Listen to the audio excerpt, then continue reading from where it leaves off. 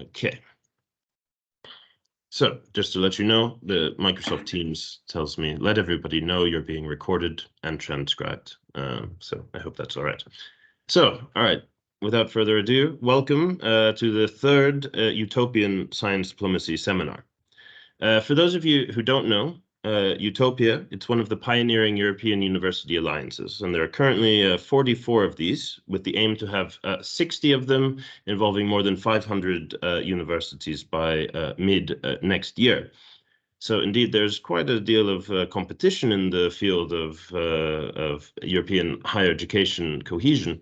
But one way that Utopia stands out from the rest is through its explicit commitment to science diplomacy. Indeed, we are the only one with a work package dedicated to science diplomacy.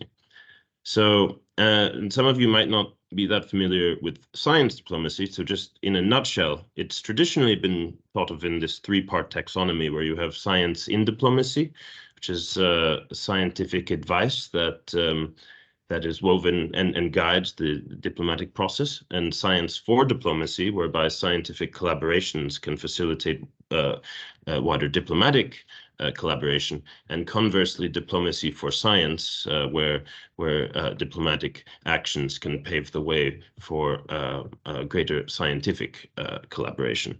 But my colleague Luc van Langenhove, who you will hear from shortly, along with his colleague Jon-Claude Bergelman from VUB, argued that there's a need for a fourth dimension, which is diplomacy in science, whereby scientists, researchers, students can acquire diplomatic skills to serve as representatives for science on the global stage. And indeed, universities are very important actors in facilitating that, which is why Utopia has incorporated science diplomacy into its activities. So Utopia consists of the VUB here in Brussels, and 9 other universities across Europe. You have the Babeș-Bolyai University in Romania, the Ca' Foscari University in Venice, CY Serge Paris University, the Technical University of Dresden, University of Gothenburg, University of Ljubljana, Slovenia, the Nova University of Lisbon, the Pompeu Fabra University of Barcelona, and the University of Warwick in the UK. And on the 29th of September, the Utopia 10 celebrated their joint academic opening at the European Parliament. And in front of the packed hemicycle, the VUB rector, Jan Dankart, he gave a very inspiring speech about the need for a new European renaissance driven by the principles of openness, connectivity, and curiosity, which in these times are in rather precious supply. And one way to breathe new life into this new European Renaissance, he argued, was through science diplomacy, and thus, because of this science diplomacy commitment of Utopia, we could be seen as a vessel for helping carry forth this new European Renaissance. And one of the ways to do that is through these seminar series.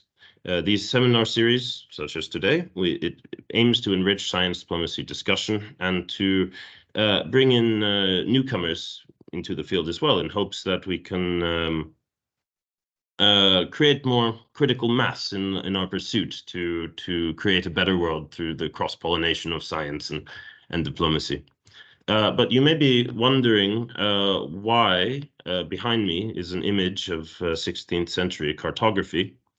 But when I asked my colleague Rasmus, who will give the lecture today, what he would like this lecture to be titled, Science Diplomacy in the Changing World Order, it also reminded me of the speech given by the VUB rector about the need for new European Renaissance and kind of the positioning of it in a historical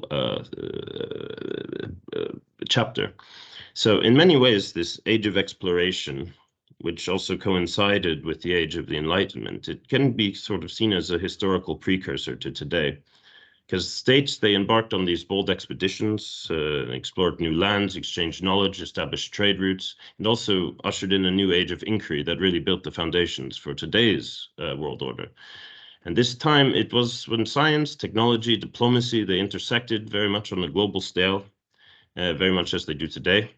But it was also a period of fraught with peril, with conflict and misunderstanding and unprecedented exploitation. So in a similar vein, today's rapidly changing world order, with these power dynamics shifting and ascending states asserting their influence, science diplomacy, it's taken on a critical role, but it's not without challenges and pitfalls. It can serve as a means for sharing scientific expertise and addressing shared challenges, and that reflects a world where science is pluralistic and interconnected. But as we're seeing with the imposition of scientific sanctions and the erosion of globalism and the growing distrust for scientific experts, this showcases a world where science is fragmented and even weaponized. So navigating this complex landscape is extremely difficult, and how can we move forward? So this is the question from my dear colleague Rasmus Bertelsen. Rasmus is the Barents Chair of Politics at the Arctic University of Norway in Tromsø, and the Nansen Visiting Professor of Arctic Studies at the University of Akureyri in Iceland, as well as coordinator of the Norway-EU Science Diplomacy Network, which has been extremely generous in providing opportunities of people in the EU science diplomacy world like myself the opportunity to travel to the high north and learn about this very fruitful case study of science diplomacy. So Rasmus has his PhD in international relations from the University of Cambridge, and did his postdoc work with Joseph Nye at Harvard, looking at the soft power of American and French universities in the Middle East. And he's also lived and worked in several countries in Europe and China, which I believe gives him a vast trove of perspectives that we might just scratch the surface of today. But first, however, I'd like to give the floor to another dear friend and colleague, Luc van Langenhove, one of the preeminent founding fathers of European science diplomacy. Sorry, Luc, to inflate it, but I think it's true. So he's going to provide you with an update of science diplomacy at the European level. And there are many exciting developments that you might be interested in following. So without further ado, Luc, please enlighten our listeners as to where science diplomacy stands today on the European level. Thank you very much, Erik. Well, welcome to all of you. I'm delighted to see that so many people have signed up for this seminar. And basically, this shows that there is indeed a growing academic interest in a study object that is called science diplomacy. It's a study object that, however, is a bit difficult to define, and there's a lot of conceptual confusion about what is science diplomacy. So let me begin by saying, first of all, that science diplomacy is itself not a science. There is a form of art, it's a practice that is part of, I would say, diplomatic actions, but it uses science as a tool, but it's not a science itself. But on the other hand, it's also true that whatever practice we are faced with, we can study that practice. So there is a science of science diplomacy possible. And this is actually what is happening now, that we see in a lot of universities, in a lot of academic circles, and also the circles of policymakers, that there is this idea that we should institutionalize science diplomacy, and that can be done, in my view, only by, let's say, inventing and shaping what I would call science diplomacy studies as a new area. This is something that happens in the social sciences on a regular basis, where we have the classical social sciences, the psychology, the sociology, and stuff like that. But gradually we see that when there are societal demands, societal problems, that we have a kind of new institutionalization of areas that take the form of disciplines themselves. For instance, international relations studies has its origin, let's say, somewhere in just after the Second World War, and gradually became a proper field with a proper theoretical grounding. But we also have more mundane examples, like even leisure studies and things like that.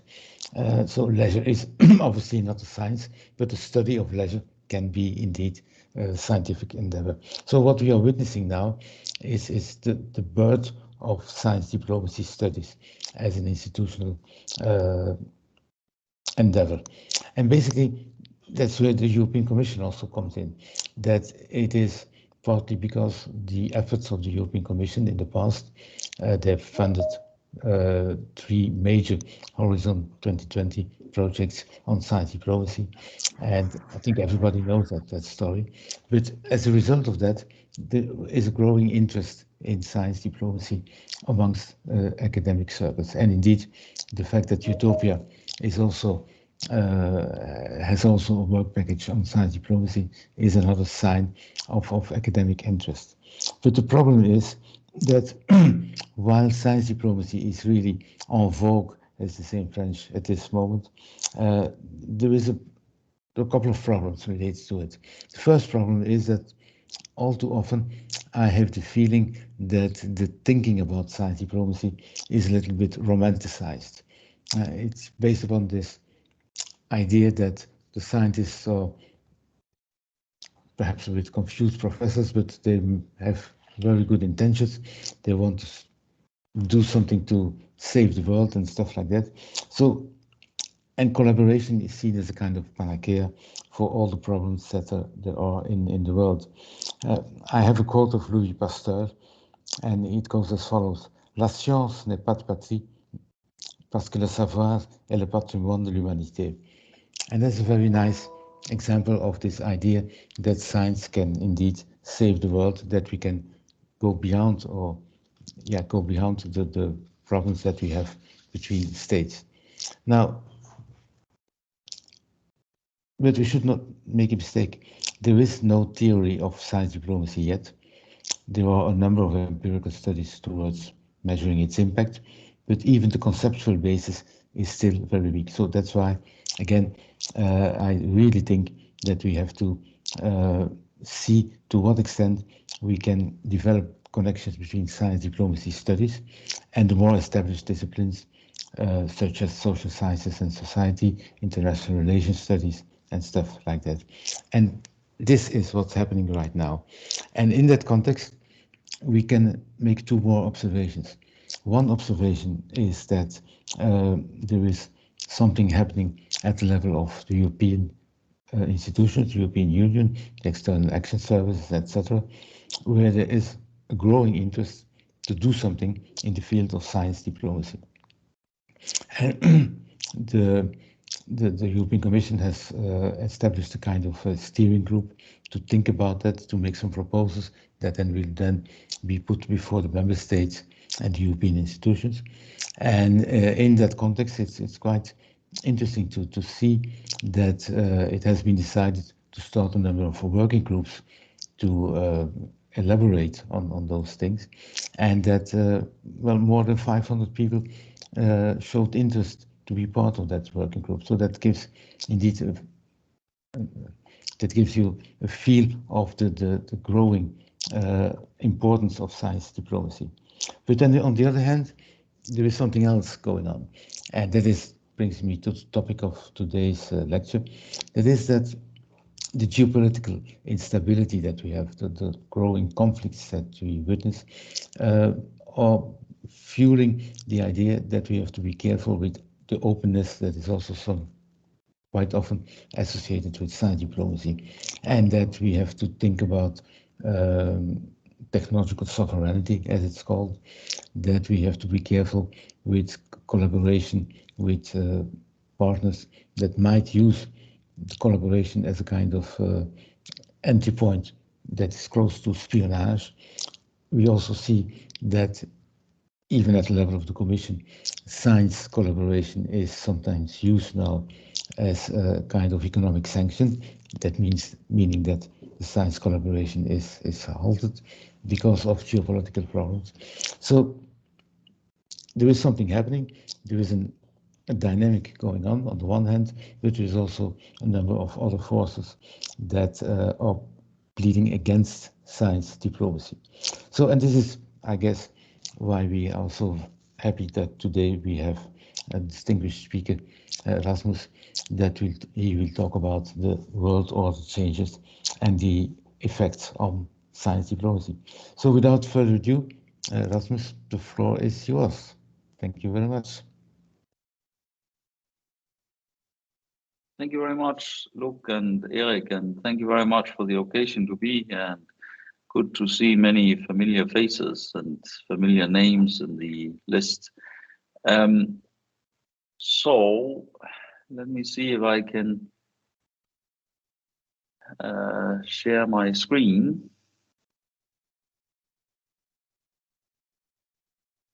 Hang on, here we go.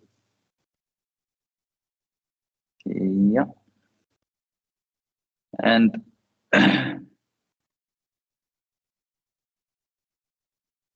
can you see my screen? Can you see my presentation? Yeah, very good. You might want to put Okay. it into the presenter mode, but otherwise, just for Okay, aesthetic. so it is in presenter mode on my screen, so I hope I'm sharing the right screen. So what do you see? Do you see it in presenter mode or not? You can see the main slides, but then you see all of the little ones on the side panel. There you go. Okay. I think this is. Oh, now it's gone. Okay, we try again. Okay, so what do you see now? That's perfect. Yeah. Okay, very good. So yes, thank you very much for the opportunity to be with you here and to speak about this topic. I've had very nice collaboration, association with Luke and Eric and others I see through this Horizon 2020 science diplomacy work since 2016-17, about that time. So it's very nice to be able to continue this collaboration. And as Erik mentioned, my permanent job is at the Arctic University of Norway, and last year and this year I'm the Nansen Professor of Arctic Studies at the University of Akureyri in Northern Iceland, where I am right now.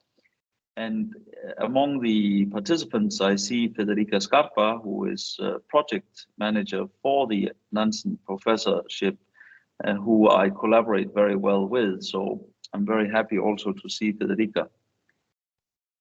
So if I can make this work, yeah. So I'll start by introducing myself. Eric already introduced me, but I'll introduce myself because I personally am always interested in other people's background because I think it says something about how they see the world and how they think. I think how we see the world, how we think is shaped by our background. And that's why I'll also share my background so you have an idea about why I see the world the way I see it and why I think the way I think. Then I want to talk briefly about global change to world order. How world order is changing if we just include by the Cold War, I mean Cold War bipolarity, post-Cold War unipolarity, and now the emerging Sino-American bipolarity and a quite complex image of world order. And that change to world order is also reflected in science and technology and broader knowledge order. These two levels of order, in my view, they are quite closely connected, and that, of course, provides, how to say, the basis for science diplomacy and science diplomacy work, as Luke just mentioned. Eric and Luke have already briefly mentioned science diplomacy. I'll elaborate a little bit to, how to say, ground my argument about what changes to global order and to global knowledge order means for science diplomacy. So look at how science diplomacy reflects global change, and then mention, Luke already mentioned some of the challenges to science diplomacy under global change, geoeconomic competition, the mixing of intelligence and science activities. And finally, I'll give some thoughts what I see as the future of global knowledge governance, because the big challenge of the international system of international affairs these days is to design global governance for a new world order. And that global governance is in all kinds of areas, including for knowledge and science diplomacy. So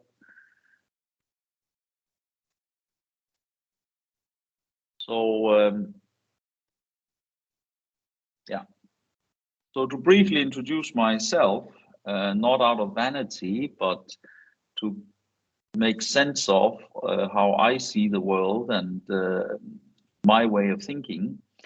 I'm now sitting in Iceland, here in Akureyri, in northern Iceland, and I have a very close personal connection to Iceland because I lived here as a child. And it's of course me on an Icelandic horse there to the far left in the mid 1980s. And as when I show this picture to my students, I tell them that if I hadn't been that boy on that horse many years ago, I wouldn't be teaching the Arctic right now.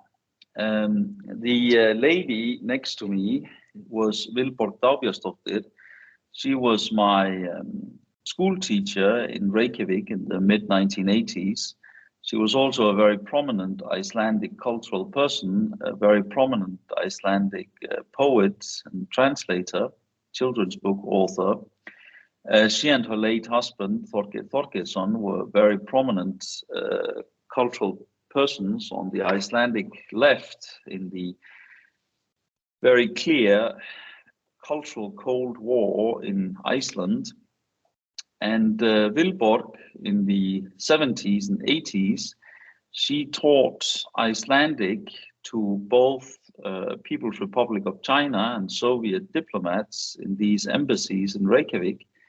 And she told me about her observations coming to the Chinese embassy in Reykjavik at the end of the Cultural Revolution time, and also teaching Icelandic in the Soviet embassy in the 1980s.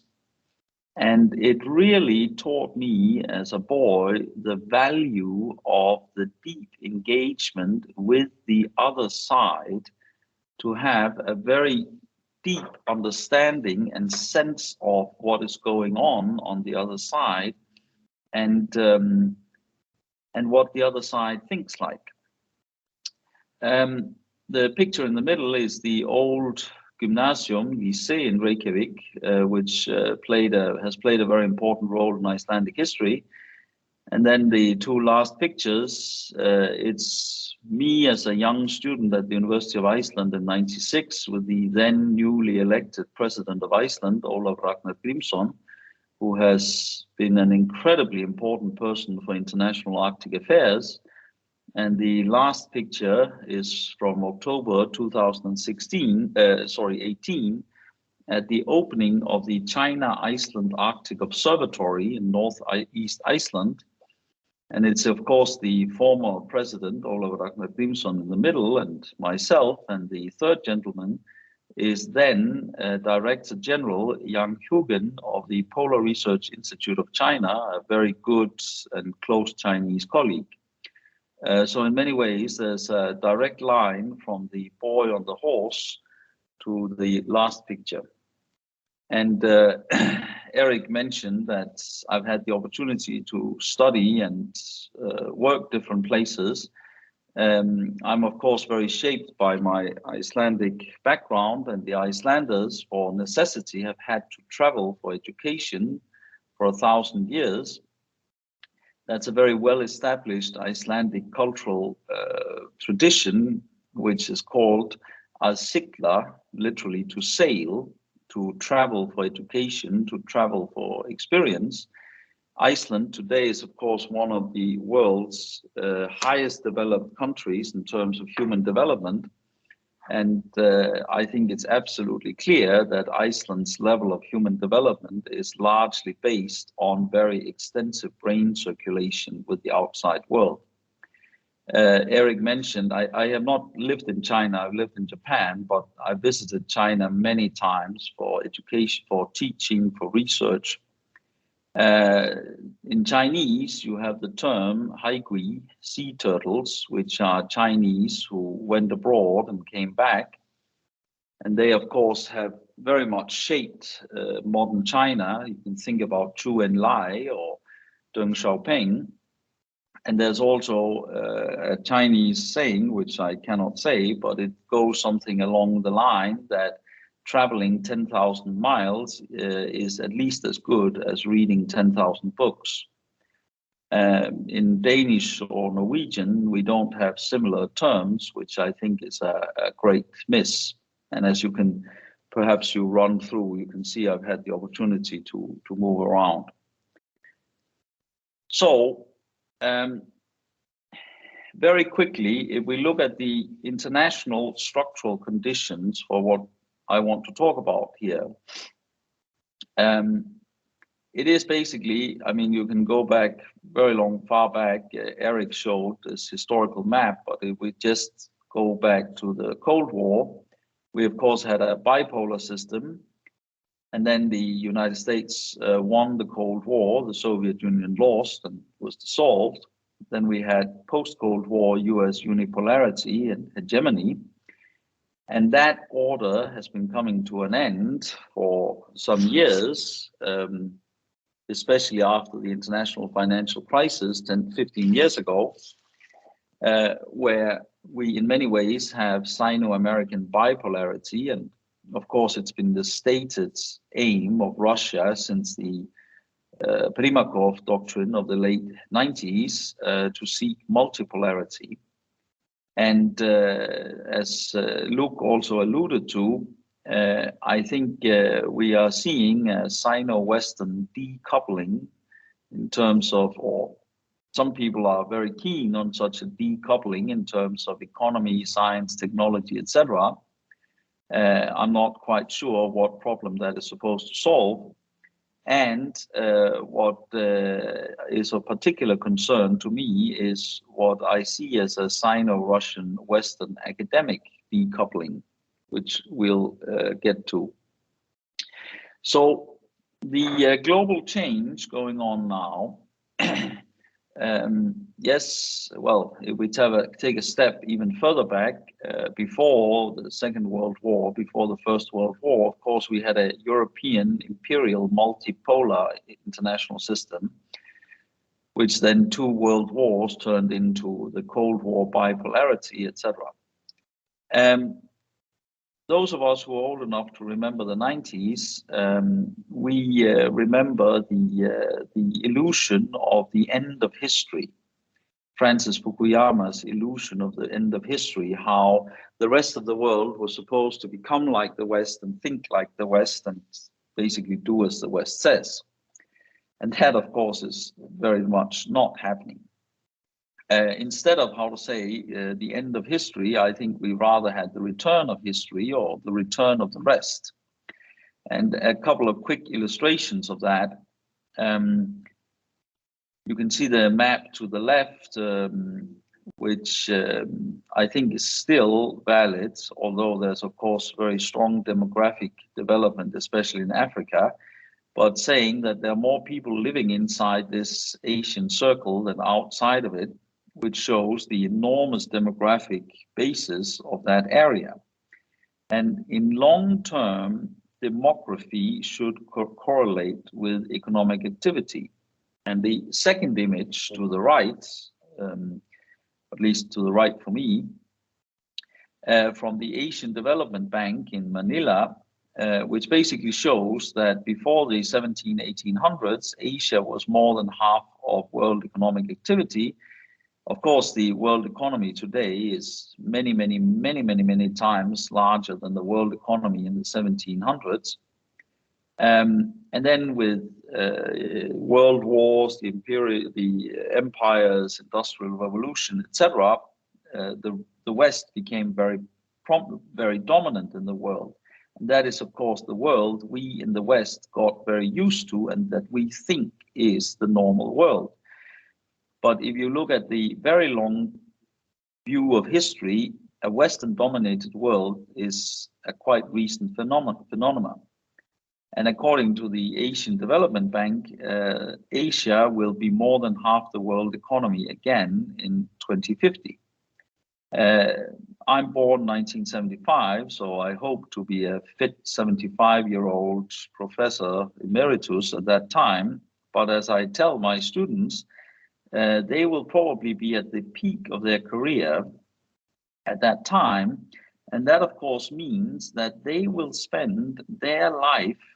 So I tell my Norwegian students, my European students, that they will spend their career in a world that becomes less and less familiar. And I tell my Asian students that they will spend their career in a world that becomes, in many ways, more and more familiar to them. Another couple of descriptive images. Of course, now we've had the expansion of BRICS, but you see here the switch from '95 till today, where the BRICS countries, and it's even bigger now with the BRICS Plus, it's a larger share of the world economy than the G7 countries. But of course, the BRICS countries, they have much lower per capita economic activity than the rich G7 countries. And that of course both means that there's a large room for improvement, for development, for human development, for human well-being among the BRICS countries. But this of course also means that because of their enormous populations, as they become more highly developed, their economies also become a lot bigger than the Old West.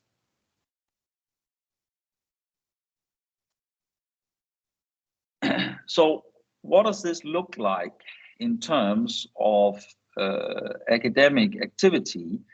And of course, there's a lot more data on our colleagues in the STEM fields, the science and technology and engineering, not their poor cousins in the humanities and social sciences. So this is from the National Center for Science and Engineering Statistics, US National Science Foundation and other organizations. And it's a bit small, but I think I can zoom in here. And you see here science and engineering articles from '96 till almost now.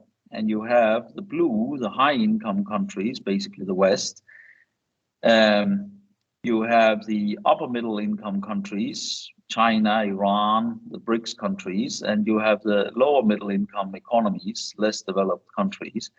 And of course, what you see very clearly is, of course, the West grows in numbers, but basically the BRICS countries, they grow a lot more in terms of publications. If we look here,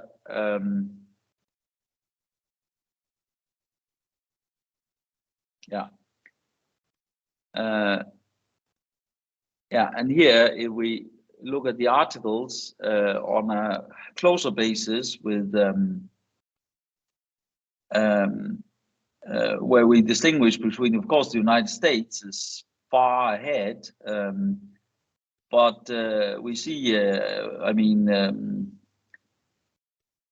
we see the strong growth for example, China and the rest of the world, and we see very little development in the rest of the West. So basically, the developments, the overall change of order we see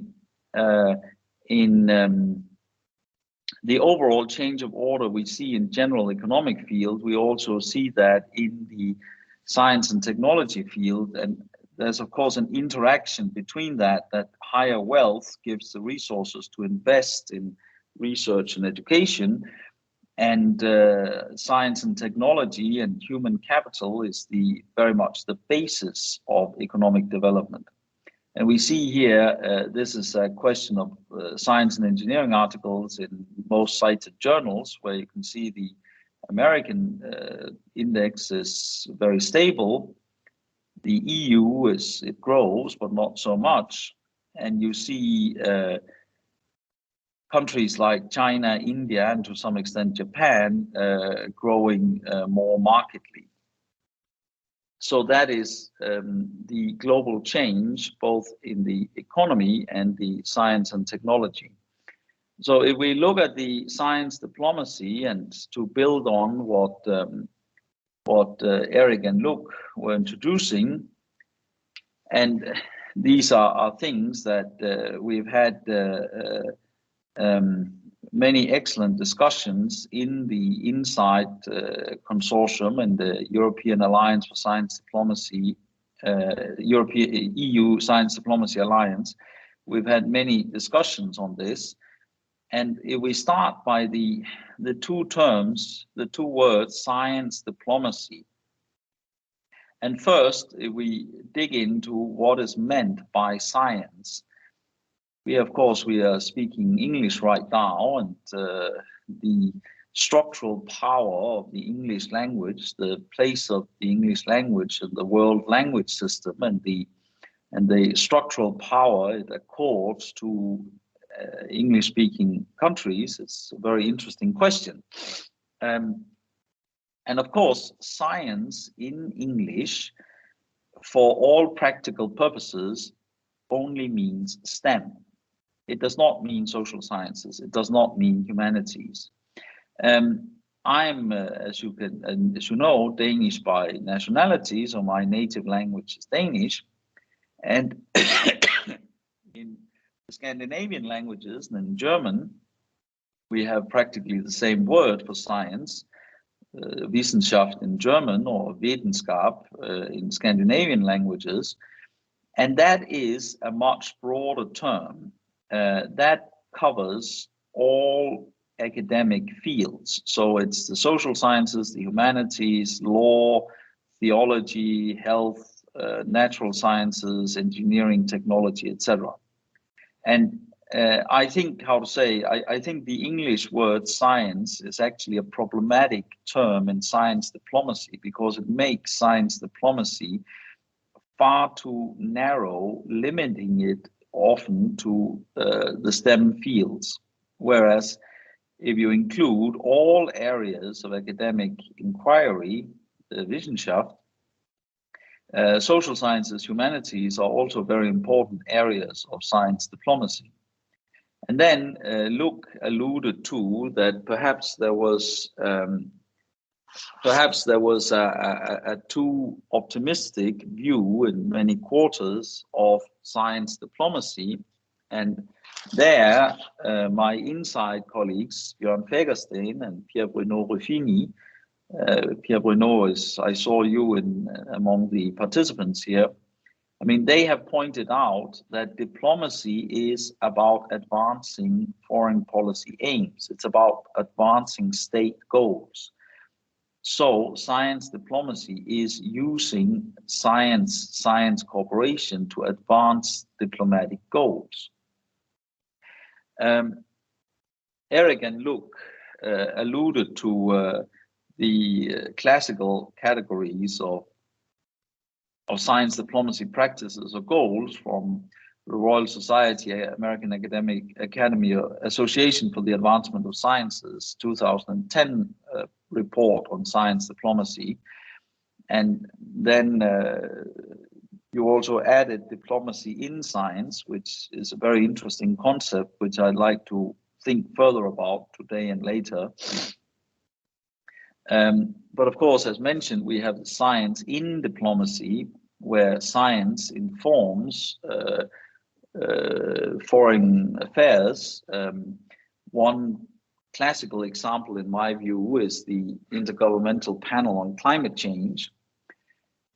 Then we have diplomacy for science, where states facilitate scientific exchange.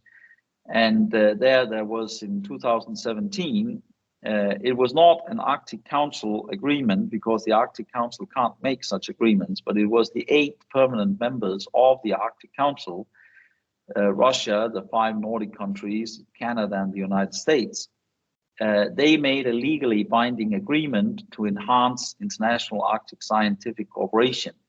And of course, the 7 out of the 8 Arctic states, everybody except Russia, they have, in my view, violated their own agreement by cutting their scientific ties with Russia in reaction to the Russian full-scale invasion of Ukraine last year. So that says something about the power of international law. And then finally, you have science for diplomacy, where the scientific exchanges, the scientific networks were supposed to complement, to support state diplomacy. And when states don't want to talk to each other, then the scientists had the networks and could talk to each other. So track 2, track 1.5 kind of efforts. And I think following up on what Eric and Luc were saying initially, I think there's been far too much optimism about the resilience of the science for diplomacy. I think many observers have been far too optimistic about how tolerant states would be of scientific exchange with enemy states. And people have also been far too optimistic about how resilient science for diplomacy is in the face of states not tolerating it. So, yeah. Then, if we put these 3 together, I have been thinking about to what extent they are sufficient or necessary conditions for each other. And one thought I am thinking about, I'm developing, which I'll present here, and I'd be very curious about your thoughts about that, is that diplomacy for science, so basically state policy that supports and tolerates scientific exchange, that is a necessary condition for science for diplomacy. That if we do not support, if we do not allow scientific cooperation, student exchange, etc., we cannot have science for diplomacy. I mean, building the scientific networks, the cross-border scientific networks of science for diplomacy, those scientific networks, etc., they don't come out of thin air. They come out of material funds and allowing this kind of exchange and collaboration. And without science for diplomacy, it's very hard to have science in diplomacy. It's very hard to have the Intergovernmental Panel on Climate Change. It's very hard to have, if we go back to the Cold War, it's very hard to have very advanced nuclear arms control diplomacy without the scientific networks, the global science that Luc had this great quote by Pasteur. And then I'm not sure about the last leg from science in diplomacy to science for diplomacy. Perhaps states need to see the benefits of science in diplomacy in order to politically and economically invest in diplomacy for science. And then also we have to be very clear about that the time horizon here is very long. For the diplomacy for science, I mean, you support and you allow master students, PhD students across borders to collaborate. and 30, 40 years later, they can be in very senior positions. So there is a very long time horizon in these things. Okay, so a few thoughts about science diplomacy under this global change. And these are quite, how to say, a rough sketch of observations. I think, and I'd be very curious about your comments to this, your corrections, but I think during the Cold War, of course, we had two very separate blocks. And compared to Sino-American bipolarity today, where economies, etc., are very much integrated, of course, there was hardly any economic or technological integration between the East and the West during the Cold War.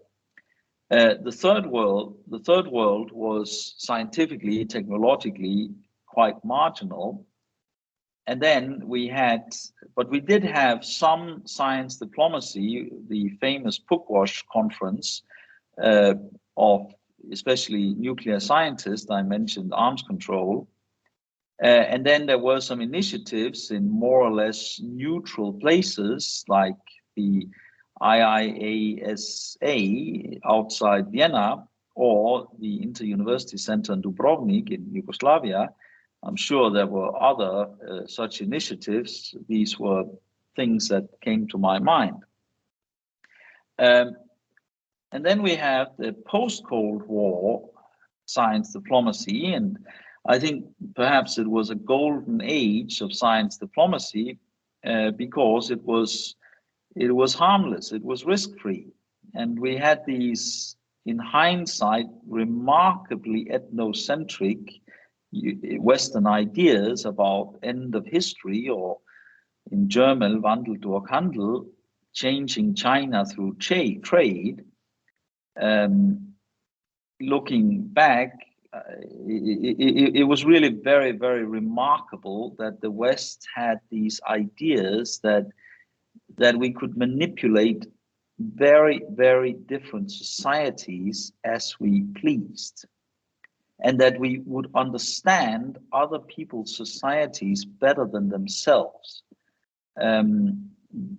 Looking back, it was very remarkable. But in my own part of the world, the high north of Scandinavia, of course, Norway initiated and sponsored very extensive Barents cooperation since in northern Norway, northern Sweden, Finland, northwest Russia since '93. I have myself benefited very much from that and had the opportunity until early last spring to enjoy very high level academic cooperation in Russia. Finland initiated the Northern Dimension policy between the European Union and Russia, and I was myself very involved in the Sino-Danish Center at the University of Chinese Academy of Sciences, which started in 2010. And then I've also been very involved in the China Nordic Arctic Research Center at the Polar Research Institute of China in Shanghai.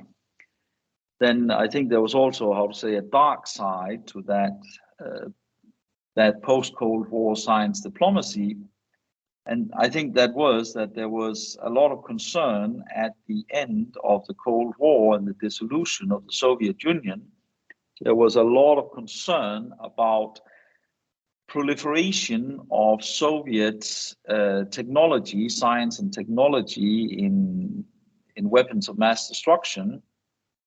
I suspect that some of the projects like the International Space Station, the ITER reactor, etc., I suspect that some of these initiatives were also to keep Soviet science and technology employed and make sure it did not proliferate, for example, to the Middle East.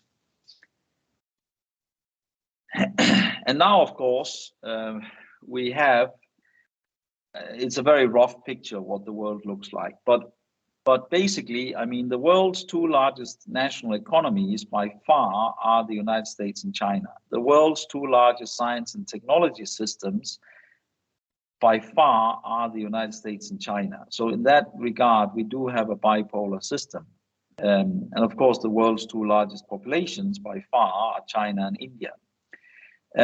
For example, Björn Fagersten, a good colleague in Inside, he has pointed very much out, how to say, the role of science and technology in the geo-economic competition between the United States and China. And of course, Europe very much becomes part of that on the American side.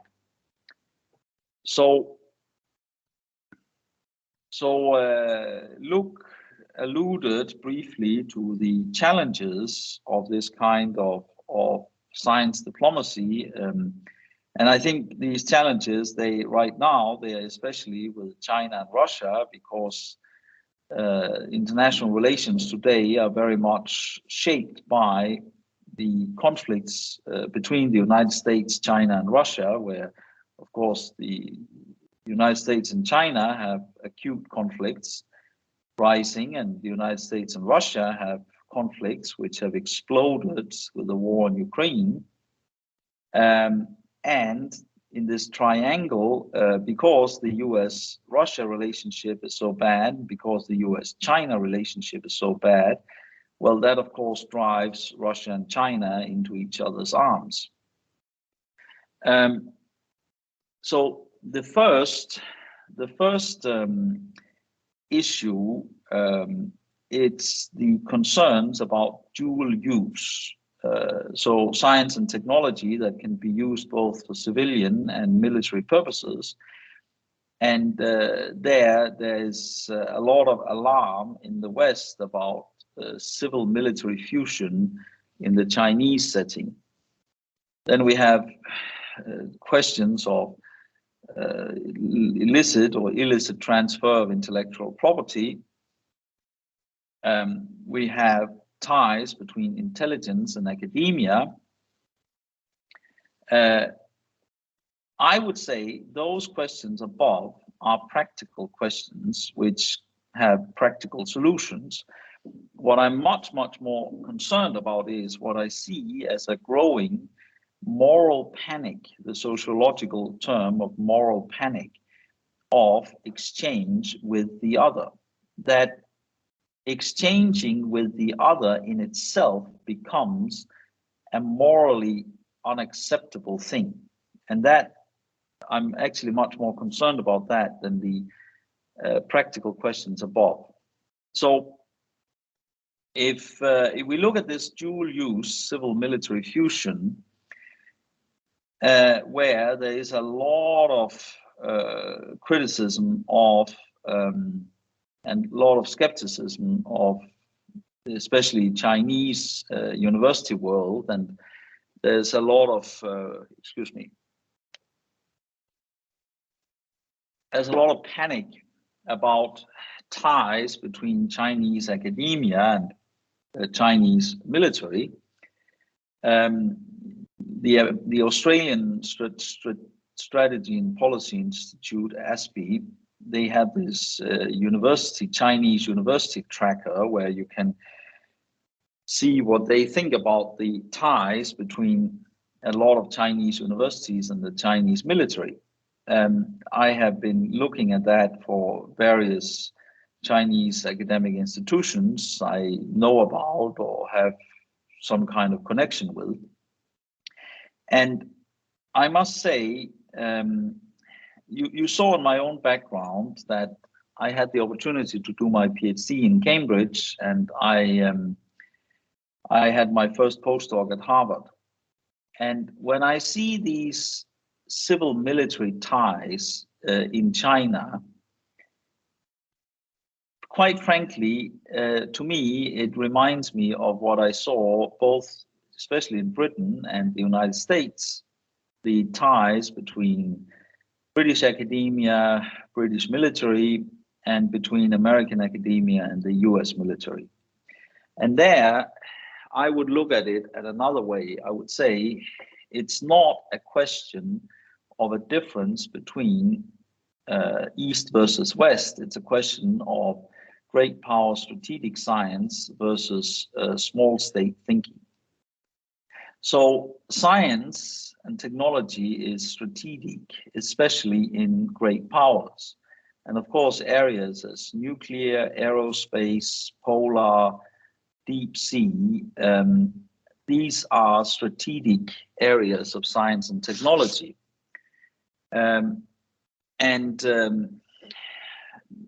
My own position in Arctic research, I mean, I also note, for example, to what extent American Arctic science is supported by, for example, the Office of Naval Research of the US Navy. The Office of Naval Research is a very, very large and interesting research organization.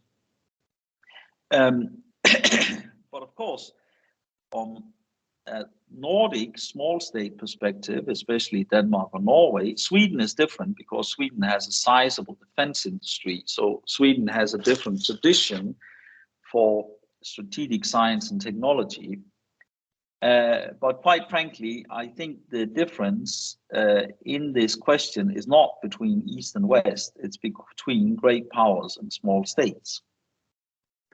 Okay, then we have the transfer of intellectual property, where of course the West to large extent is extremely alarmed by forced or covert transfer of intellectual property, especially to China. Now there's also been some talk about whether Russia gained access to AstraZeneca COVID vaccine information. And that's of course because we in the West, we very much have built an economic model where economic monopoly rents based on intellectual property are supposed to drive research and innovation. I am personally not convinced that model in good faith is as efficient as we'd like to believe it is. Well, quite frankly, I'm very skeptical about that model, and I understand very well if the rest of the world doesn't find it legitimate. I think, for example, during the COVID pandemic, I think the West squandered a great opportunity to show global leadership by basically making these MRI, no, what was it called? Making these most efficient vaccines. RNA, I think. Right? RNA, to make these most efficient vaccines, making them globally available. I mean, we basically showed to the world that the economic rents of our pharmaceutical industry was more important to the world than the world. The alternative is, of course, a much more open science model where we have the example of the polio vaccine, Jonas Salk's polio vaccine, which has never been protected and which, of course, has contributed to eradicating polio. And we had the green revolution of spreading agricultural technology during the Cold War. But I pointed out, we saw the numbers of economic activity, the size of economies, the size of populations, and the relative level of wealth. And of course, science and technology development around the world would also lead to very strong power transition, because the rest of the world is so much more populated than the West, that if the rest of the world relatively becomes wealthier, more developed, well, it has very strong effects on this power transition. And then finally, having the COVID-19 pandemic in mind, Cuba, which of course has a disproportionate life science sector and health sector for a country of its level of development, Cuba very quickly developed its own COVID-19 vaccines, Abdala and Soberana. Of course, Soberana means sovereign in Spanish. And I think that was because of a Cuban expectation. And I agree with that Cuban expectation that Cuba simply did not believe it would have access to Western-controlled vaccines, which of course is another aspect of this global knowledge system, that if the rest of the world basically cannot count on having access to this kind of knowledge, then it undermines very much the legitimacy of the top model. Okay, then we have the intelligence versus academia. And again, is it a question of East versus West? Is it only the others that spy against us? And again, I have to say that in my own experience, I met plenty of MI6 at Cambridge and plenty of CIA at Harvard. But of course, my university in Tromsø, we are famous for, from late 21 till late 22, hosting a supposedly Brazilian research intern, who is now in custody, Norwegian custody, accused of being a Russian intelligence colonel. I don't think my university was the target of this operation. I basically think my university was an extremely convenient cover for Russian intelligence to pre-position a handler of their human intelligence networks in northern Norway in preparation for the war in Ukraine. I think Russian intelligence expected that in case of this war in Ukraine, you could not travel between Norway and Russia, and then it would be very difficult for Russian intelligence to reach its network of human assets in northern Norway, which is a strategically very important area for Russia. And there, having such a research intern at the university, very flexible, able to move as he wanted, that was very convenient. But of course, again, it's not something only the other side does. A few years ago, a Norwegian elderly man, Frode Berg, was apprehended in Moscow, and he was very active in Norwegian-Russian people-to-people exchange. He traveled frequently to Russia, and of course, Norwegian military intelligence fell for the temptation of recruiting him as a courier bringing money into Russia for Western human intelligence assets. And apparently that operation was compromised long time before. And eventually the Russians apprehended Frode Berg, and he spent about 1.5 years in a Moscow prison before Norway managed to get him out. Of course, the big difference between East and West is the rule of law. That we in the West, we benefit from a much higher level of rule of law protection than our colleagues in Russia or China. And I am personally always very conscious in my collaboration that I'm always very conscious of that Russian students, Russian Chinese students, colleagues, well, they are much more vulnerable, exposed to their country's authorities than we are on the West. And then, of course, I can't help myself to include this quote by Sun Tzu, the value of knowing the enemy. And I think that's a good, how to say, it leads well to the one of my last points, which is this concern for the moral panic of engaging with the other, that knowing the other is not a question of liking or agreeing with the other. Knowing the other very intimately is something you do not out of sympathy or admiration or recognition, but because it is simply very, very valuable to know the other very intimately. So these things I just pointed out, I mean, I see them as practical problems with practical solutions, and it's in the fields of information management, classification of information, and security clearance. So personally, I don't have security clearance anywhere, and I would not like to have security clearance because I prefer to be able to engage in collaboration where I want and with whom I want. And that for me is much more valuable than having security clearance. Okay, then the question of moral panic of exchange with others. And that in many ways concerns me much more because, how to say, practical problems can be solved if people want to.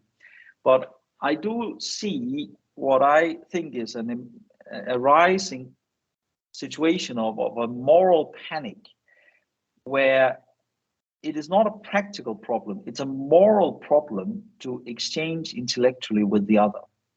And I see I see more and more calls for that our counterparts, the people we deal with, they have to be ideologically vetted, that we will only deal with Russians that are openly against Russian policy, Russian leadership,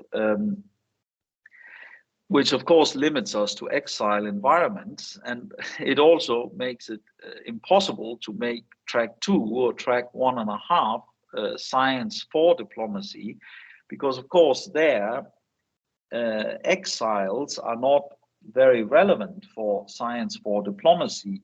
It is the intellectuals on the other side which in good faith or bad faith have ties with their leadership.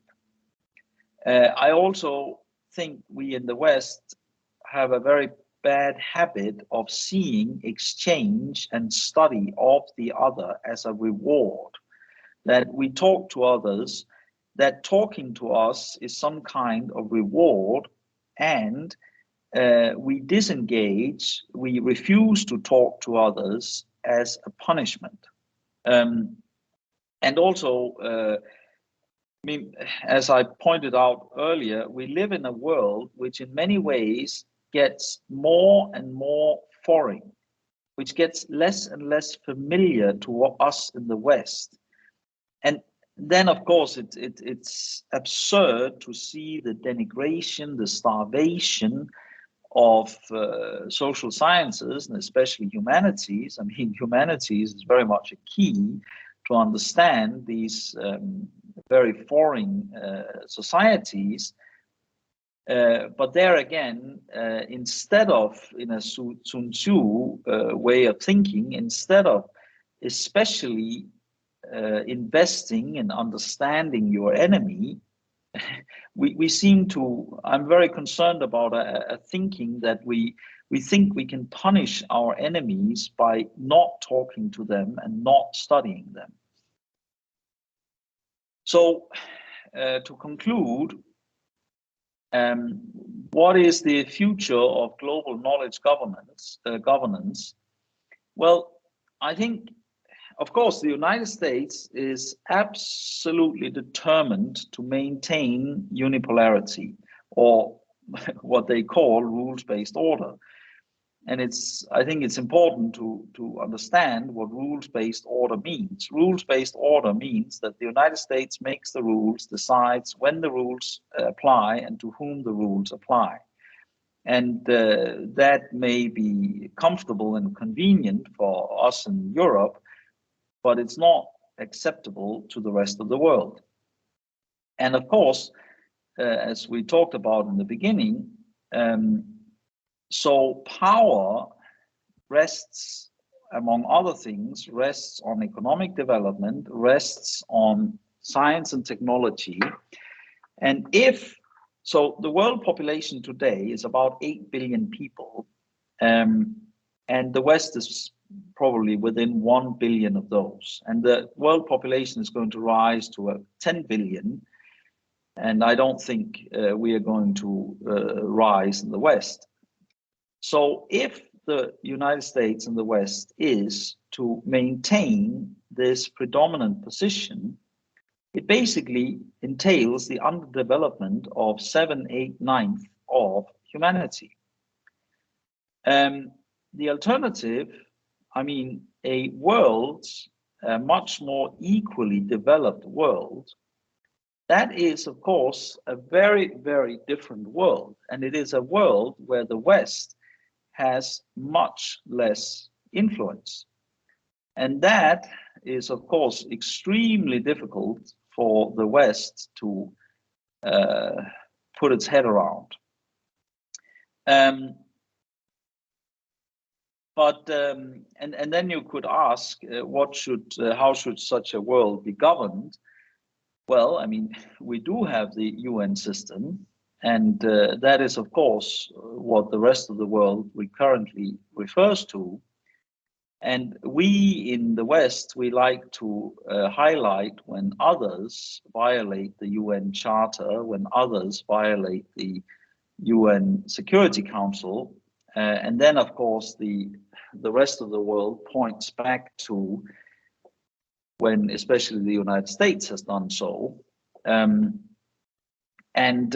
we think about Iraq 20 years ago, when we think about Ukraine last year, as I remarked to colleagues, when permanent members of the Security Council go against the Security Council, that basically opens the gates of hell. But we do have the UN organization, and there I would especially point out the UN organizations. All the specialized organizations of the UN, which don't get much attention, and I think they can and will play a very important role going forward, also in knowledge management, because the great advantage of the UN system is that you cannot throw out people you don't like.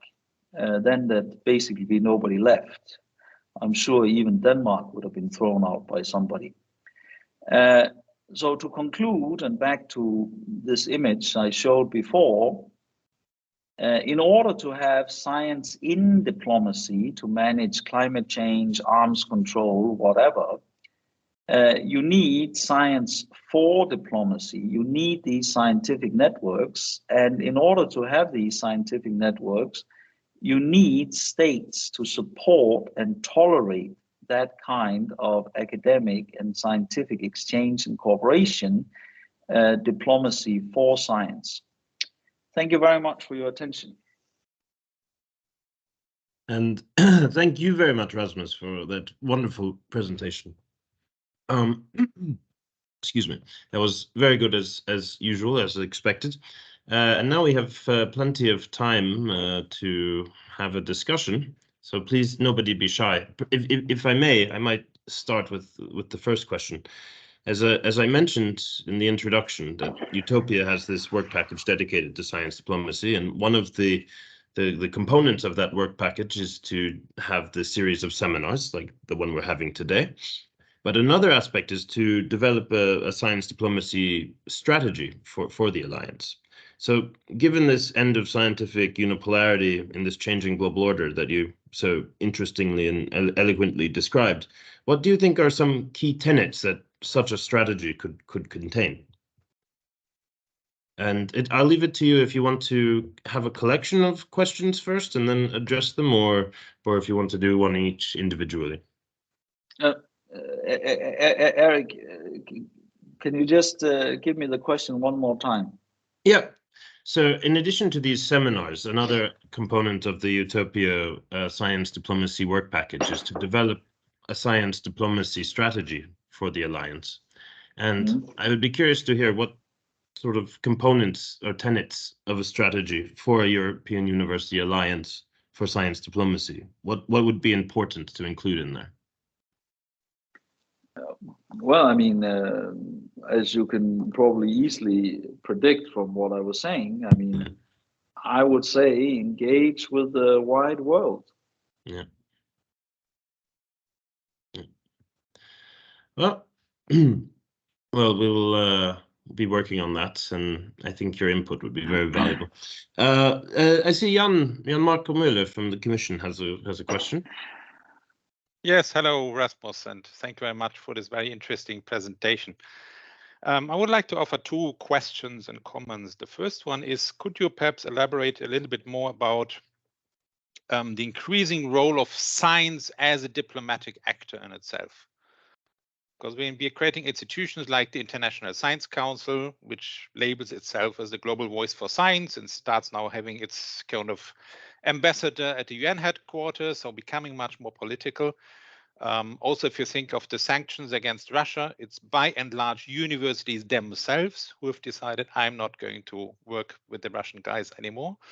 So in a way, we are also kind of entering as science into the diplomatic terrain in a way. So, and of course, this has repercussions. Perhaps you can share some thoughts on this.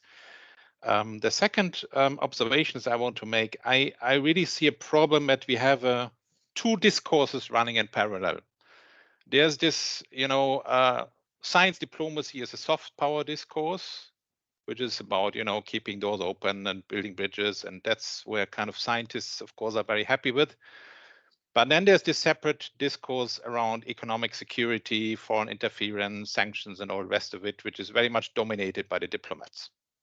Technical and technological sovereignty, all these issues that they're discussing, and of course, impacts of AI and so on. And I think we really need to marry those discourses, because it's in a way science diplomacy is a soft power and science diplomacy is a hard power. And what I see even within the European Commission, the ones who deal with science diplomacy are not the ones who deal with economic security. But at the end of the day, it's two faces of the same coin, because if you think of a country like China, at the same time, you may want to exercise pressure on China, but at the same time, you want to use science diplomacy, for people-to-people contacts, etc. And I think we need to look at both sides in a kind of holistic way, and that's not happening. Thanks. Yeah, thank you very much. I mean, the first question, science international actor itself, and the thing about university deciding, well, I mean, if you look at the Norwegian case, Norwegian universities, they didn't decide anything. I mean, they just got an order from the Norwegian government. And at least in public, nobody questions that order. And that probably, well, it makes one think about the term. I mean, how do you herd cats? You move the food tray. And there, your first remark about different science, how to say, actors in themselves. I hear some sound somewhere. Maybe somebody forgot to mute. Anyway, but that reminds me of the question of how to say non-state actors in science diplomacy. And of course, there's a long history of non-state actors, and some of the most successful actors in science diplomacy have been non-state actors. Eric mentioned I was a postdoc once upon a time at Harvard, mentored by Joe Nye, about the soft power of American and French universities in the Middle East. And there, of course, in Beirut and Cairo, the American University of Beirut, the Université Saint-Joseph de Beirut, the American University in Cairo, these are exceptionally successful science diplomacy actors. But the two Americans, they are Protestant missionary societies, and of course the Saint-Joseph are the Jesuits. And I mean, there's in the late 1800s, early 1900s, you had very, very successful European and North American religious educational mission in the Middle East and East Asia. And these became very powerful actors together with their states. So you can have very powerful, and you have like the Ford Foundation, et cetera, Rockefeller Foundation for the US. So So you can have these very powerful non-state actors, but they require independent resources.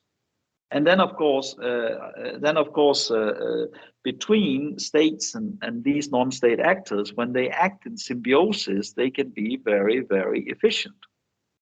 And then the question about the two discourses, Gianmarco, I agree completely with you.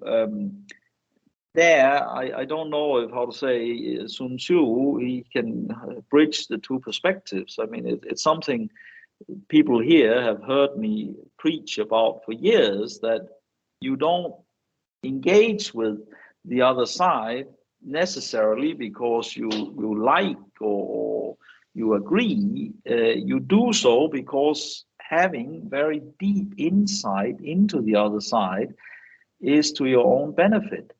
But a final point. I mean, I think one thing that is also a very big concern. It's scientific bipolarity, and I mean, we have seen how Huawei has completely disappeared from European markets. Now, I'm an Apple addict, and also, I mean, for my line of work, I prefer using Apple because I think they have the highest IT security. I've used a Huawei phone in China; it doesn't matter there. But I mean, for large parts of Western consumers, I'm sure Huawei was the superior offer, and of course, for the the rest of the world, for a lot of middle income, lower income, middle income countries, Chinese science and technology is very, very attractive. Thank you. We have a couple of questions in the docket. First from Luciana, the coordinator of the 6th work package of Utopia, Impact and Dissemination, and then from Pierre Bruno. Luciana. Thank you.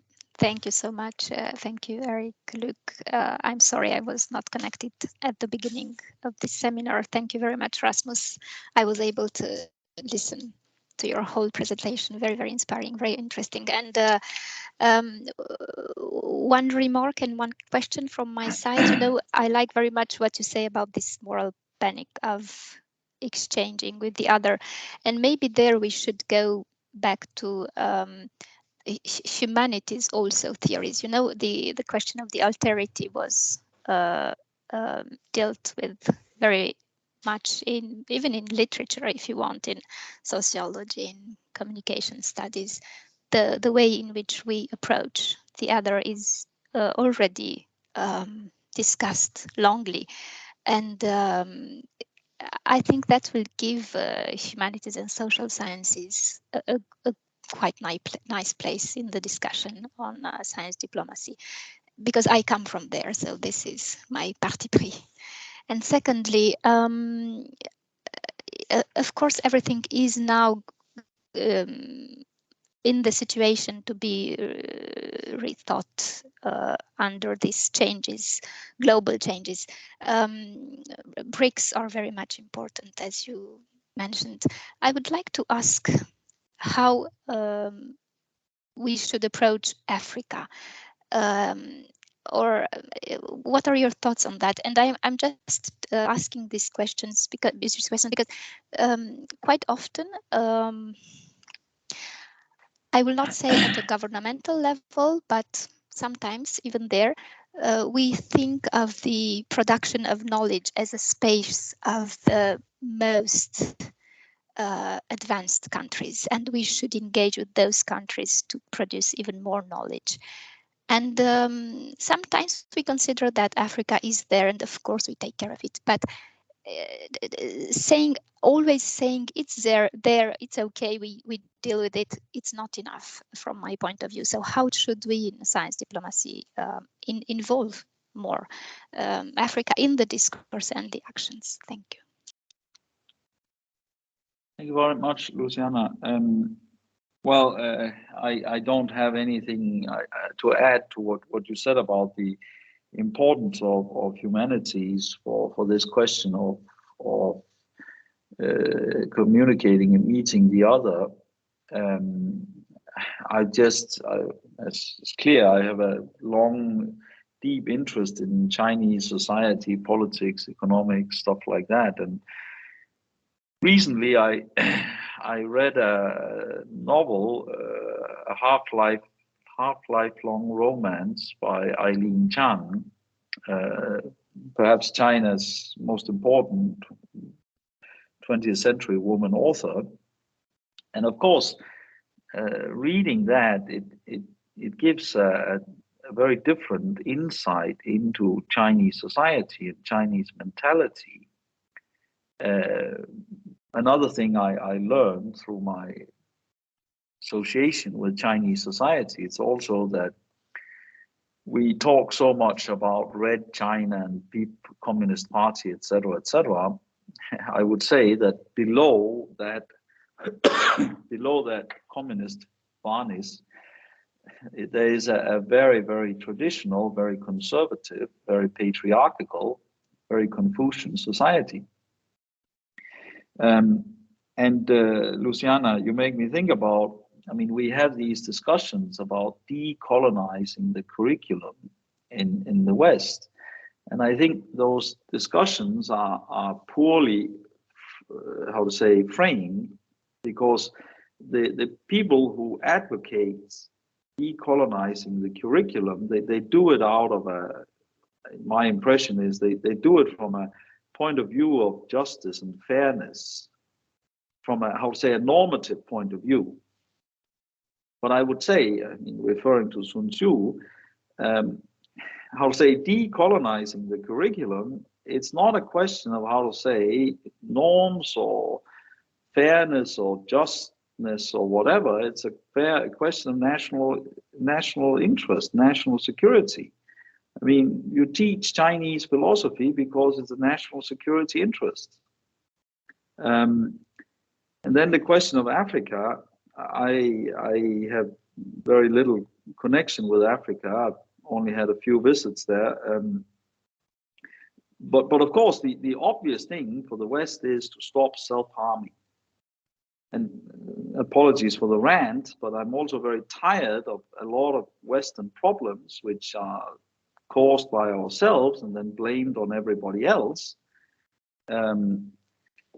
And so the Nordic countries where we don't have tuition, university tuition for our national students, and therefore, of course, we don't have for EU and EEA students, not out of the goodness of our hearts, but because these are European treaty obligations, and if we didn't have those European treaty obligations, we'd be stupid enough to impose it.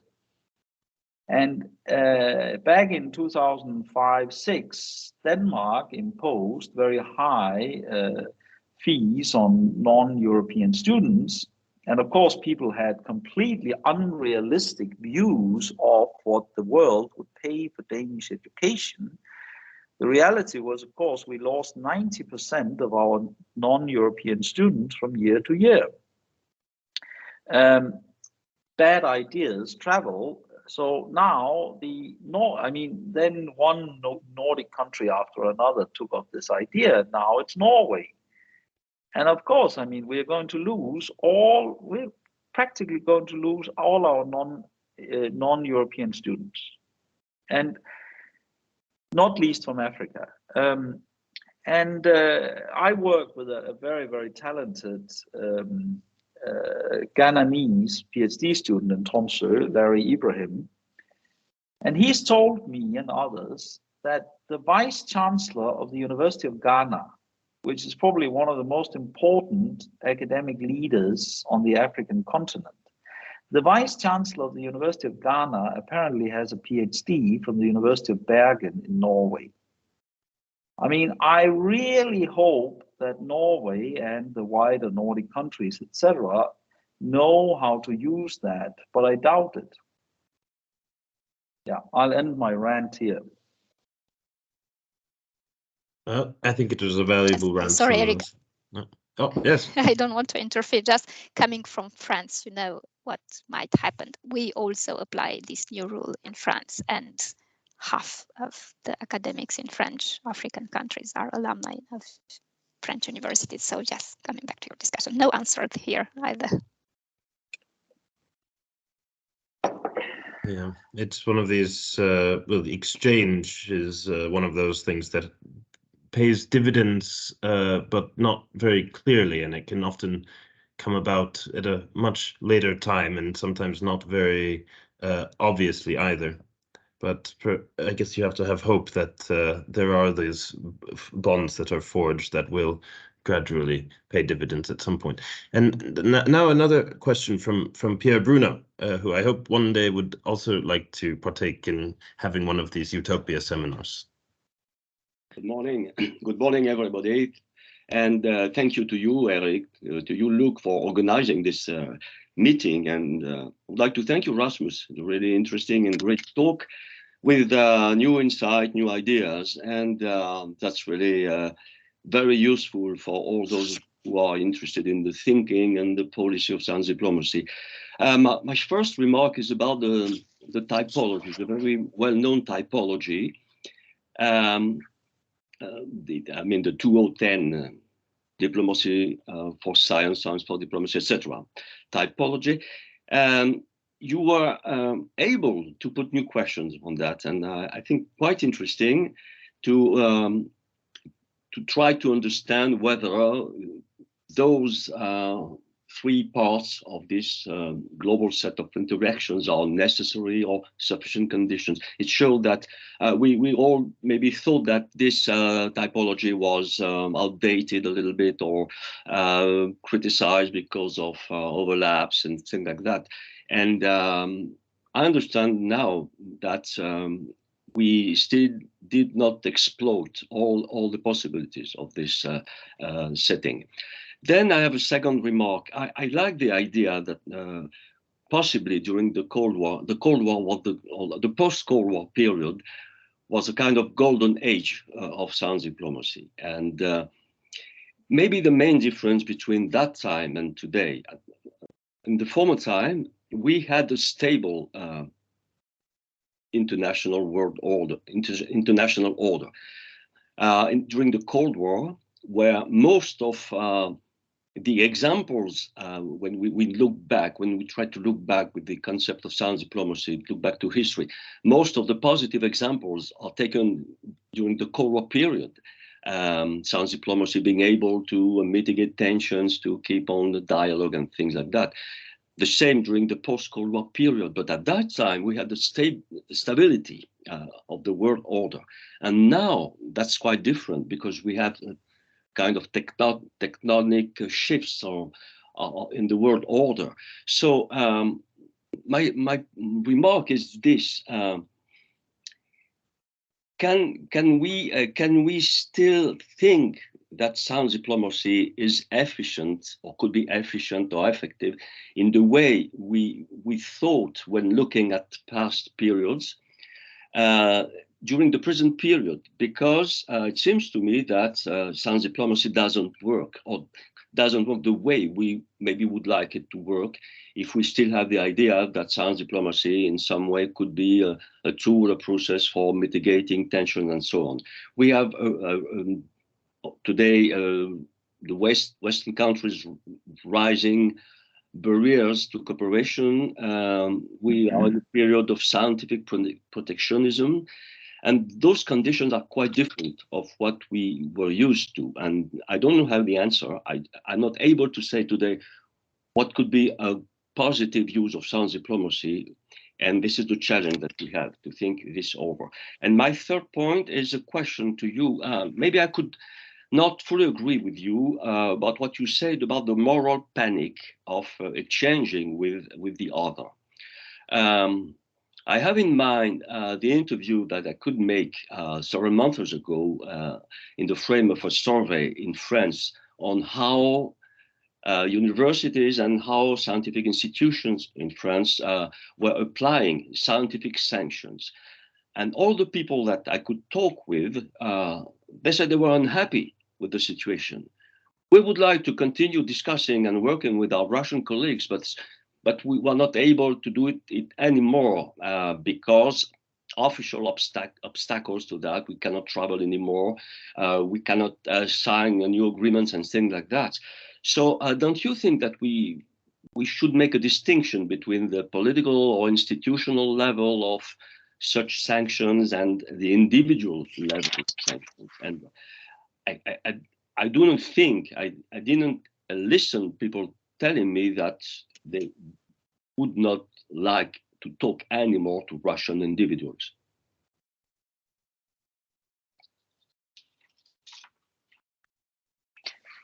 Thank you very much, Pierre Renaud. Well, just to go backwards about the moral panic. Well, I think you're perfectly right, and I also see. I think there's a big difference between what people say in private and in public.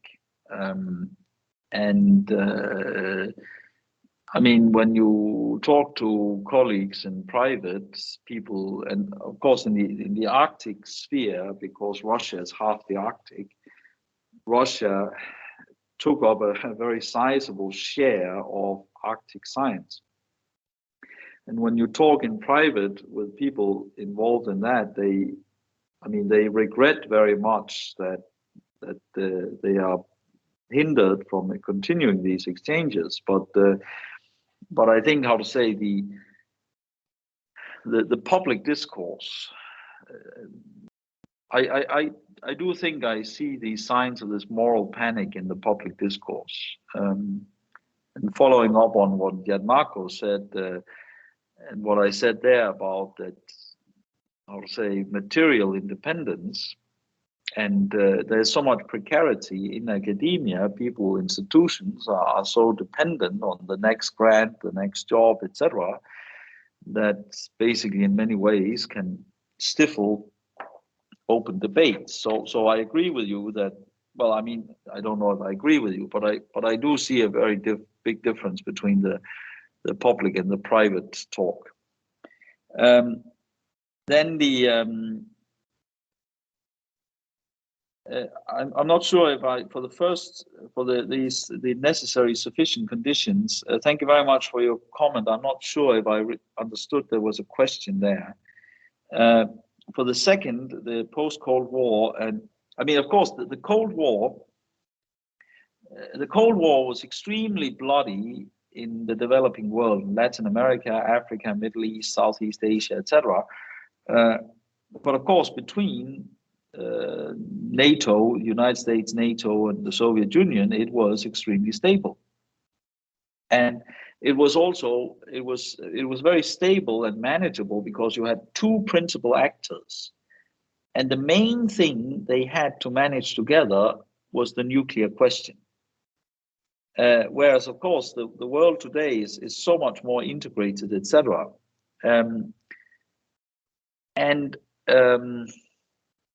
The instability today and the role of science diplomacy today.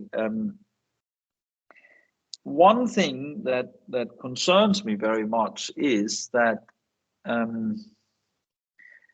so international relations for hundreds of years was a Western internal conflict.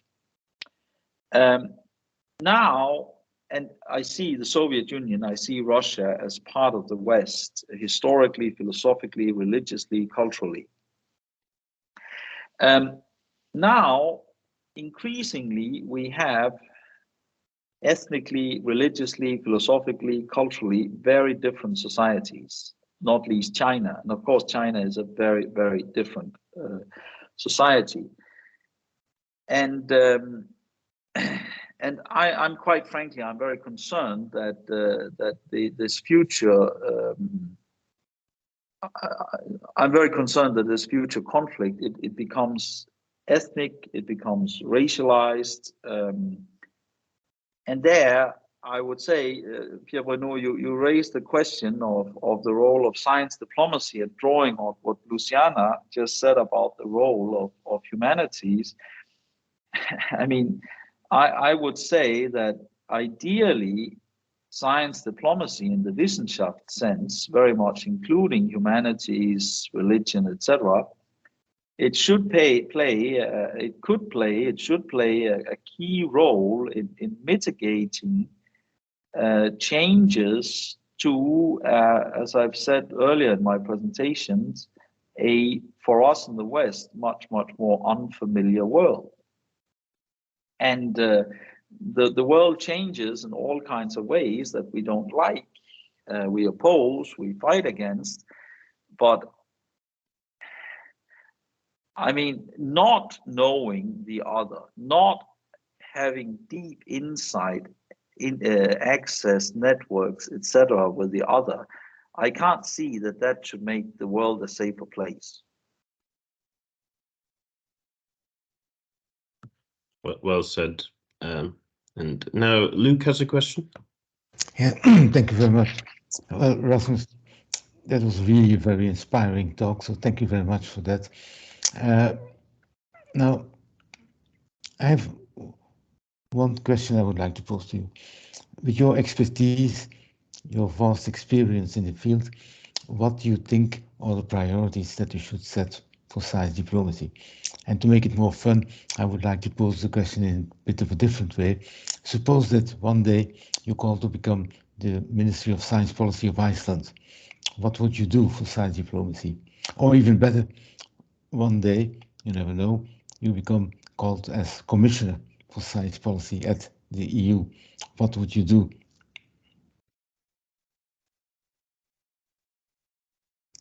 That is a fun question. I look forward to hearing the response. Well, thank you very much, Luke, and thank you for your kind words. I mean, it also, how to say, it tracks back to what Jan Marcos said about this, how to say, the balance between the engagement discourse and the economic security discourse. And I think a way of expressing that is that, so for Europe, how to say, I mean, we have to, how to say, protect our own societies in a changing world. Okay, so how do we protect our own societies? Well, I mean, there are all kinds of social, economic, democratic, etc. issues in our societies. Most of those problems are caused by ourselves because somebody benefits from them. So we can start addressing those problems. But we have to, how to say, we have to ensure the resilience and I'll say the resilience of our democracies, rule of law, states, etc., while being part of this changing world. So for example, when it comes to infrastructure, I mentioned Huawei, and as I say, I have used Huawei in China, where it doesn't make a difference. I use Apple usually, but I think for large parts of European consumers, I'm sure Huawei was a very, very good offer. And of course, we see immediately when we start deglobalizing, we see the signal in inflation and interest rates right away, because globalization was very efficient. But how to say, it's one thing that individual consumers have a Huawei phone. It's another thing perhaps having Huawei in your core infrastructure. So you have to think very clearly how to say about these things of resilience, of protecting your society, etc. But we have to be part of the world. And I would, of course, engage very much with the world, and we have to invest in educating the world. I mean, what we talked about, not self-harming and keeping other people out. And of course, we have to also very much facilitate ourselves going out. So now these European alliances I'm not personally university alliances. I'm not personally part of any of these, but I don't know what is done for these alliances to connect with third country institutions. So that was a very fluffy answer to your question, Luke. Thank you. Thank you very much. Maybe it's a very diplomatic answer. When you say that we should protect our societies from changes, I can think of many things that are happening, but I'm a bit surprised that you don't mention climate change, because for me that seems to be the #1 issue that we have to tackle. Yeah, of course, yeah, and there, I mean, there we, yeah. Look, thank you very much for bringing that up, and that is, of course, again, it's one big issue that requires this global governance and requires global science, technology, etc. governance. So there is now, I'm sitting in Iceland, there is an Icelandic company called Arctic Green Energy. It's owned by an Icelandic businessman. If I remember right, his name is Haukur Harðarson. And he's lived in Southeast Asia for 20, 30 years. And he is a very sharp businessman. And he has made a very successful business bringing Icelandic geothermal technology to especially China. He mentioned last time I ran into him, he said that there are 3,000 geothermal wells in the world, and apparently his company operates a third of them.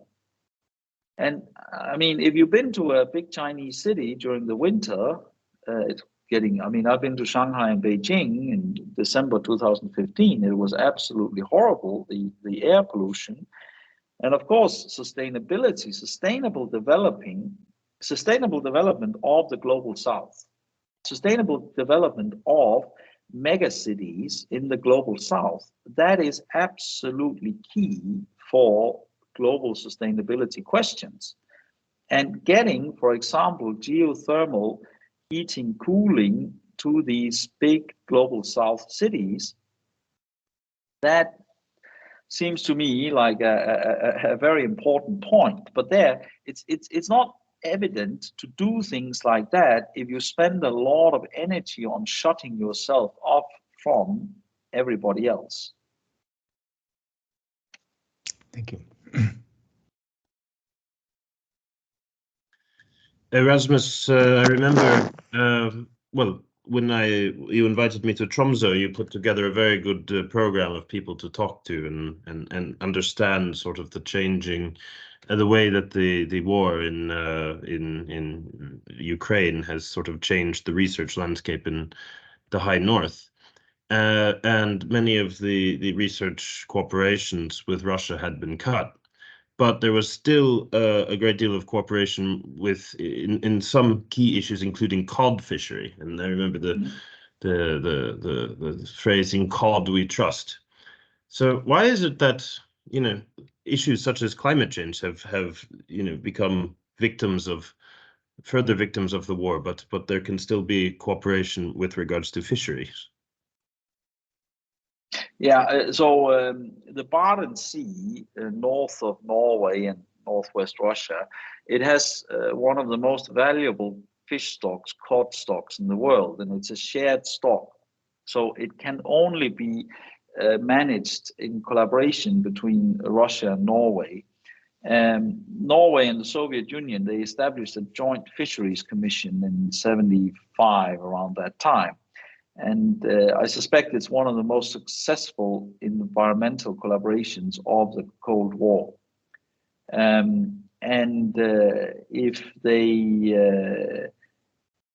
If that collaboration breaks down, it will be very hard to maintain a sustainable harvesting of that important economic resource. I see this. Well, Eric, you're the one moderating. I see a question in the chat, but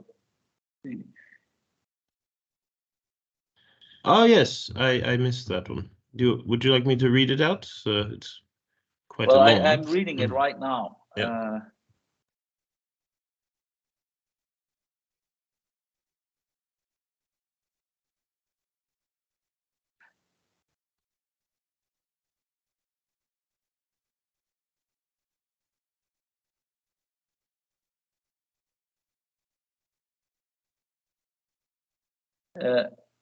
Yeah, thank you very much, Kim. So the first question about for example, the United Nations University, I had the great pleasure of being a postdoc at United Nations University Institute of Advanced Studies in Yokohama, 2009 to 11. And I really recommend everybody to try out the UNU system. And of course, Luc and Eric are also part of the UNU system. I mentioned my postdoc at Harvard, and so I went straight from the Kennedy School of Government at Harvard to the UNU system. Of course, the Kennedy School is extremely American, and it's like decisions. What to do about Iraq, Afghanistan, Iran, financial crisis, etc. And then you go to the UN system, and the UN system, it seems, I mean, pejoratively, people talk about the UN as a talking club. I agree with that, but it's an indispensable conversation, because at the UN it seems like it's an endless conversation, and it seems like there's never any decision anywhere. But what I really learned my time at the UNU system was that you need this ongoing global conversation. And you need this conversation where everybody is part of it. And as I said, the great value of the UN system is that you can't throw out people you don't like, because then there'd be nobody left. And now, for example, for climate, I mean, I managed to offend an atmospheric physicist friend of mine some time ago by saying that, to me, the World Meteorological Organization sounded like a very boring place, and she corrected me and said it was actually a very exciting place. But the World Meteorological Organization is apparently the only place where climate data is being exchanged between Russia and the West today. And again, because we cannot throw out people we don't like. So there, I think that the UN organizations can play an important role. And then, Kim, your second question about different roles, individual roles, national roles. Well, yes, I'll say academics, they should be able to play independent roles. But again, remember how dependent academics are on jobs, on grants, etc. We have precaritized academia so much. I mean, people are 40 when they get a permanent job. In Norway, my area is very dependent on research funding from the Norwegian Ministry of Foreign Affairs, the Norwegian Ministry of Defense. Okay, Norway is a very highly ranked democracy, rule of law state, etc. But personally, I don't think it's healthy that research is funded from the Ministry of Foreign Affairs or the Ministry of Defense. And then your final question about China. Well, of course, I don't speak Chinese. I don't speak any non-Western, non-European languages. But having lived in Japan, having visited China more than 10 times, these are, of course, very different societies, very different histories, philosophies, etc. And it takes a lot of time and investment to get a sense of that. Thank you. I think we're running out of time, but Eric, yes. you run the show. Well, we have 3 minutes left. I see a question from Daria. I have no objections if we go a couple of minutes over. No, hang on. Yeah. But yeah, we could take one more question. Should I go? Sure. Thank you very much. That was a very, very insightful talk. And also, like, I personally come from science communication background, so research science communication, but I've become more and more interested in science diplomacy, given how the reality has been changing in the last years. I'm Russian and my parents are Israeli, so you can imagine that it's not an easy time. My question regards scientific institutions, because my research base, I've been researching CERN mainly, so the European Organization for Nuclear Research. Which role do you think the large international scientific organization play in science diplomacy in either of the three aspects you mentioned, but in particular maybe science for diplomacy and diplomacy for science dimensions? Excuse me, which dimensions again?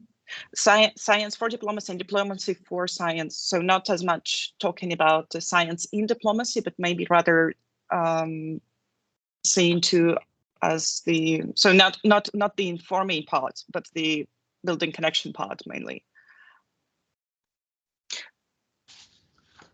Yeah, well, I think thank you, Daria, for that question. And of course, these mega structures, CERN, ITER, International Space Station, others, they are, I mean, they depend completely on government engagement, government support.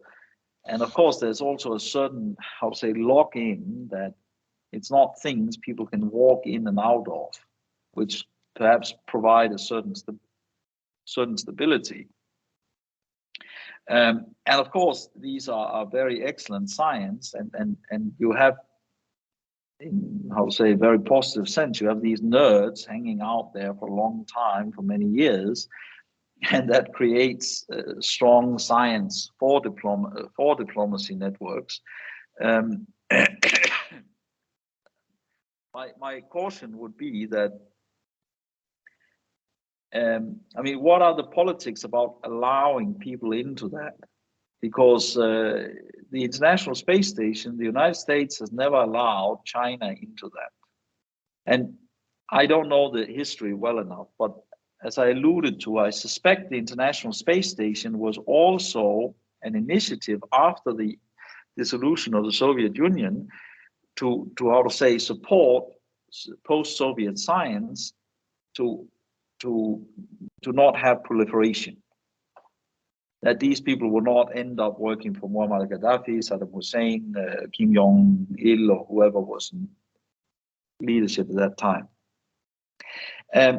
But my understanding is that the United States has never allowed China to take part in the International Space Station. And that, of course, means that there are two space stations now. There's the International Space Station and there's the Chinese Tiangong space station, which we don't hear much about in the West. But when you don't allow the integration, well, then you have separation. Thank you. Thank you.